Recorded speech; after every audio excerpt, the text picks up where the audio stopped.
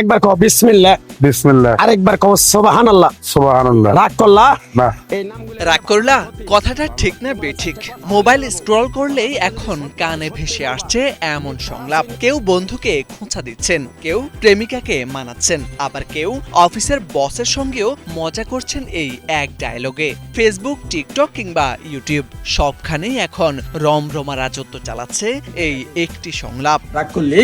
না। তোর জি ব্যস্ত সড়কের পাশে এক গণকের ভাগ্য গণনার ভিডিও সম্প্রতি ভাইরাল হয় সোশ্যাল মিডিয়ায়। ভাইরাল ভিডিওতে দেখা যায় বিভিন্ন মানুষের হাত ধরে ধরে তাদের ভাগ্য গণনা করেন এক গণক।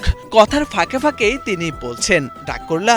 অদ্ভুত বাচনভঙ্গি, চোখের ইশারা আর একই সংলাপ বারবার বলার স্টাইল মুহূর্তেই টেনে নেয় নেটিজেনদের নজর। এরপর আর থামেনি কিছুই, শুরু হয় মেম, ট্রল আর ব্যঙ্গাত্মক ভিডিওর বন্যা।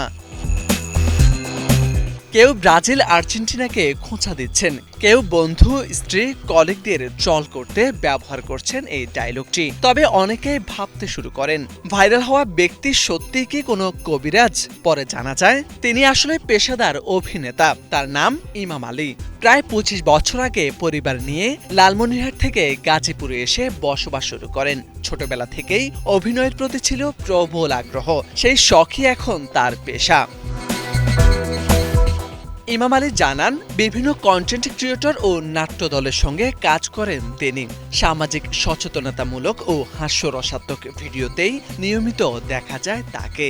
সম্প্রতি একটি ইউটিউব কন্টেন্টে কবিরাজের চরিত্রে অভিনয় করতে গিয়েই জন্ম নেয় ভাইরাল সেই সংলাপের।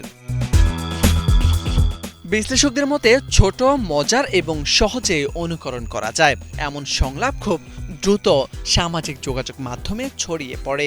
আর তাই এখন রাগ করলা ডায়লগটি দ্রুত ছড়িয়ে পড়ে নেট দুনিয়ায়। একবার কও বিসমিল্লাহ। বিসমিল্লাহ। মোরশেদ আলম, বাংলা ভিশন। না, এই নামগুলো নিলে ভালো না ক্ষতি? ভালো।